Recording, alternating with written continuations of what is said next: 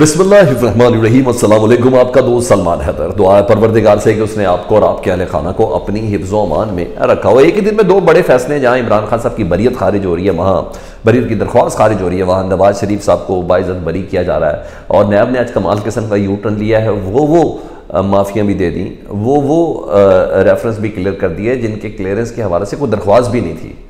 मैं बड़े interesting points आपके साथ शेयर कर रहा हूँ। ऐसे में चेयरमैन पीटीआई की नई जो नामजदगी है उस पर फड्डा आगे क्या होने जा रहा है, हमने ये भी मामला डिस्कस करना है। जनरल फैज़ हमीद साहब क्रिस्टल क्लियर है जी, उनको कोई और नहीं, मुस्लिम लीग नून ही उनको क्रिस्टल क्लियर करती हुई नज़र आ रही है। और ये बयान आज बाकायदा तौर पर कमीशन के सामने रिकॉर्ड कराया साबिक वज़ीर आज़म ने, उसकी भी डिटेल बड़ी इंटरेस्टिंग है। तो खैर बात करते हैं इस पर। तो आखिरकार जी पाकिस्तान तहरीक के साहब ने एक मरहला अबूर किया। रात से एक कन्फ्यूजन थी कि वो कन्फ्यूजन अब क्लियर हो गई कि पाकिस्तान तहरीक इंसाफ के चेयरमैन इमरान खान साहब ने चेयरमैन का इलेक्शन कॉन्टेस्ट नहीं करना, और शेर अफजल मरवत साहब ने सही बात की लेकिन गलत मौके पे, जिस पे बहुत ज़्यादा डत्ते भी दिए गए। लेकिन बहरहाल अब कन्फर्मेशन हो गई है और बाकायदा इमरान खान साहब की पूरी लीगल टीम, जिसमें बैरिस्टर अली ज़फ़र, राव फैसल, बैरिस्टर अली गौहर ख़ुद भी मौजूद थे, और टीम ने प्रेस कॉन्फ्रेंस की। और बैरिस्टर अली ज़फ़र ने बाकायदा तौर पर इस प्रेस कॉन्फ्रेंस के अंदर अनाउंस किया, उन्होंने कहा कि इमरान खान के नामज़द, ठीक है जी, उन्हें कि इमरान खान के जो नामज़द उम्मीदवार हैं ना जी, वो बैरिस्टर अली गौहर होंगे जी, ठीक है जी। और चेयरमैनशिप के लिए ये आर्जी तकर्री है, इसको भी उन्होंने क्लियर किया पब्लिक के लिए। उन्होंने कहा ये आर्जी तकर्री है जिसको इंटरम चेयरमैन भी कह सकते हैं, यानी इनकी हैसियत निगरान की होगी। और जैसे ही तोशाखाना का फैसले पर के हवाले से हमने सज़ा को ख़त्म करने के हवाले से, जिसमें इमरान खान साहब नाअहल हैं, उसकी नाअहली हमने चैलेंज की भी है। और जैसे ही उसका फ़ैसला होगा, कल उसकी समाअत भी है वैसे, तो जैसे ही उसका फ़ैसला आएगा, फ़ैसला अगर ना में आया, इमरान खान साहब की नाअहली नहीं ख़त्म हुई, तो फिर इंट्रा कोर्ट अपील और फिर उसके बाद सुप्रीम कोर्ट। उन्हें कहा हमने ये तमाम मराहिल पूरे करने हैं, और जिस वक्त हम सुरखरू हो गए इस केस में, उसके फ़ौरन बाद ही इमरान खान साहब चेयरमैन होंगे।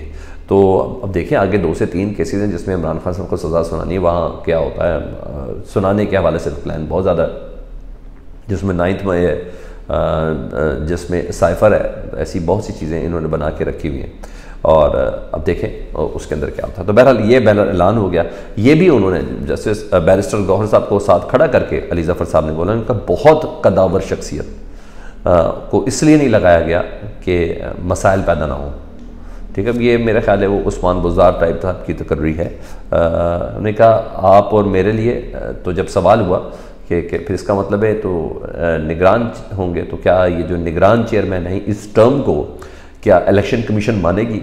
तो बैरिस्टर अली ज़फ़र साहब ने कहा ये मेरे और आपके लिए, यानी सहाफ़ियों के लिए और पब्लिक के लिए और हमारे लिए है कि निगरान कागजात में वो मुस्तकिल चेयरमैन ही होंगे, बैरिस्टर अली गौहर साहब। तो यहाँ तक तो बात समझ आ गई। हालांकि सुबह लतीफ़ खोसा साहब बिल्कुल डिफरेंट चीज़ कर रहे थे, मगर मैं इसको ज़्यादा कंफर्म करूँगा। बाकायदा तौर पर प्रेस कॉन्फ्रेंस हुई, पूरी लीगल टीम उसके अंदर मौजूद थी। तो इमरान खान साहब की हिदायत के मुताबिक बैरिस्टर गौहर चेयरमैन के इलेक्शन कॉन्टेस्ट करेंगी। साथ ये भी बताया बैरिस्टर अली ज़फ़र साहब ने, उन्होंने ये कहा है कि इंट्रा पार्टी इलेक्शन जो मैंने आपको बताया था जुम्मे के दिन नहीं होंगे, अब वो 2 दिसंबर बरोज़ हफ्ते को होंगे।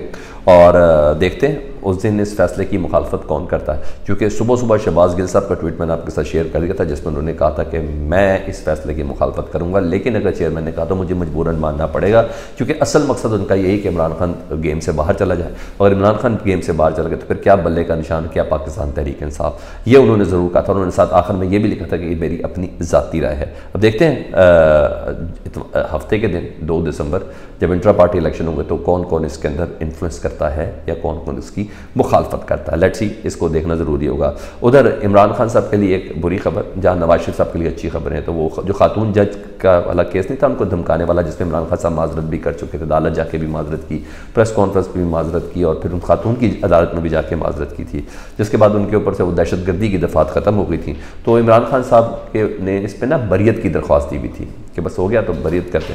तो फैसला महफूज था डिस्ट्रिक्ट एंड सेशन जज के पास। तो डिस्ट्रिक्ट एंड सेशन जज ने बड़ा इंसाफ किया इमरान खान साहब के ऊपर, उन्हें फैसला सुना दिया जी, उन्हें बरियत की दरख्वास्त ही खारिज कर दी। वो कहते हैं अपने फैसले में कि जज साहब कहते हैं कि इमरान खान बरियत के मुस्तहिक ही नहीं है, मतलब इमरान खान साहब पर तलवारें लटका के रखी जाएंगी। तो ये उन्होंने बोला। ये उस वक्त की बात है जिस दिन शहबाज गिल का कोई मामला था, उनको उठाया गया था। तो ये सब चीज़ें तो यहाँ इस तरह आ रही है। दूसरा मैंने आपको बताया था कि शाहिद खाकान अब्बासी ही फैज़ हमीद साहब को क्लीन चिट देंगे, साबिक DGC या DGISH मगर जिस वक्त का केस है उस वक्त वो DGC थे, तो उनको क्लीन चिट देंगे। और आज उन्होंने बाकायदा तौर पर अपनी क्लीन चिट दी। आज इंक्वायरी कमीशन थी जो फैज़ाबाद धरने के हवाले से उन्होंने उनको बुलाया हुआ था, समन किया हुआ था, अपना बयान रिकॉर्ड कराया और मुकम्मल तौर पर जनरल फैज़ हमीद साहब को क्लीन चिट दी। उन्होंने कहा इनका इस मामले से कोई ताल्लुक नहीं। हालांकि बड़ा ज़बरदस्त कंसर्न है जस्टिस काजी फ़ायज़ साहब का धरना केस के हवाले से और जनरल फैज़ साहब से मुतल्लिक। तो उन्होंने बोला मुआहदा जो मुआहदा हुआ था TLP वालों से, बतौर वज़ीर आज़म मैं उसकी ओनरशिप लेता हूँ। मेरे ही कहने पर मेरे ही सामने ये सारे नुकात बनाए गए थे और मैं ही उसके अंदर शरीक था। धरना ख़त्म करने के लिए फैज़ हमीद साहब की जानिब से जो मुआहदा हुआ था ना, वो हुकूमत की तरफ से हुआ था। मैं 100% उसकी ओनरशिप लेता हूँ। तो मुस्लिम लीग नून से ताल्लुक़ साबिक वज़ीर आज़म शाहिद खाकान अब्बासी साहब ने सच बोला और जनरल फैज़ हमीद साहब को उन्होंने मुकम्मल तौर पर क्लीन चिट दिया है। उन्होंने कहा धरना ख़त्म करने के लिए फैज़ हमीद की जानिब से मुआहदा हुकूमत की तरफ से हुआ और ये मुकम्मल तौर पर हुकूमत का फ़ैसला था। बतौर वज़ीर आज़म मैं इसकी मुकम्मल तौर पर ज़िम्मेदारी लेता हूँ और मैं मुकम्मल तौर पर ज़िम्मेदार हूँ।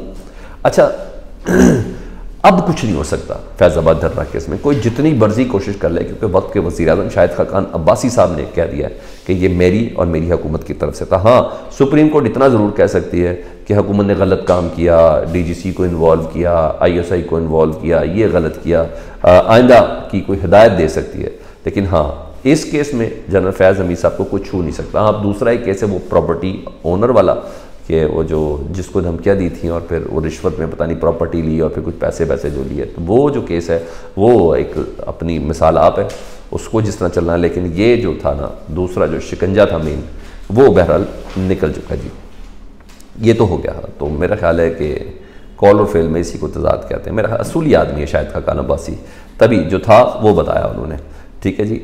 अच्छा, उधर लेवल प्लेइंग फील्ड का मामला मैंने आपको बताना था कि इमरान खान साहब के आपको पता है छोटे छोटे केसेस में उनकी बरियत की दरख्वास्तें तखारिज हो रही हैं और दूसरी तरफ नवाज शरीफ साहब को इतना स्पीडी इंसाफ मिल रहा है कि नाकाबिले यकीन है।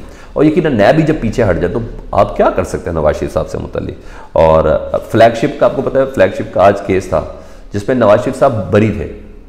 ठीक है, उस पर नैब ने एक पुरानी दरख्वास्त दी थी नवाज शरीफ साहब की बरियत के खिलाफ। सबसे पहले नैब आज अदालत के अंदर पेश होने का, जो हमने उस वक्त दरख्वास्त दी थी ना नवाज शरीफ साहब की बरियत के खिलाफ, आज हम वो फ्लैगशिप की दरख्वास्त वापस लेते हैं। नवाज शरीफ हमारी तरफ से बरी है। उसके बाद उन्होंने नैब पीछे हट गया जी और फिर आज वापस ले लिया। और एमन फील्ड में नैब ने कहा कि जिस तरह मरियम नवाज साहबा को बाइज़्ज़त आपने बरी किया तो नवाज शरीफ साहब भी मुकम्मल तौर पर हकदार हैं, उनको भी बाइज़्ज़त बरी कर दिया जाए। हमें किसी किस्म का एमन फील्ड में अब नवाज शरीफ साहब से कुछ नहीं पूछना। सारी मिस्टेक हमारी, गलतियाँ हमारी, गुनाह हमारे थे, हमारे ही अफसरान 2 नंबर थे और जिस तरीके से उन्होंने सारी बातें की अब मुकम्मल वो फारिग कर देगा। अब रह गया अल अज़ीज़िया रेफरेंस और वह उसमें ऑलरेडी नवाज शरीफ साहब की सज़ा मुअत्तल है और अगले 2, 4, 5 हद होगी तो 10 दिनों के अंदर अंदर यहाँ भी मामला बिल्कुल क्लियर हो जाएगा। अब आपको समझ आई वो जो मरियम नवाज कहती थी कि तराजू के पलड़े बराबर करो, इंसाफ वो हो जो होता हुआ नज़र आए। और अब समझ जाए आप, तो वो इस दिन के लिए कह रही थी कि तराजू के पलड़े बराबर करो, तराजू पलड़ा बराबर होता नज़र भी आ रहा है, बल्कि पैगाम भी दिया जा रहा है मैडम सब्र करें, तराजू का पलड़ा बराबर कर देते हैं, ख्वाहिशें सारी पूरी हो रही हैं। दिस इज़ कॉल्ड अदल। अपना बहुत ज़्यादा ख्याल रखें। अल्लाहुम्मा सल्ली अला मुहम्मद व आले मुहम्मद।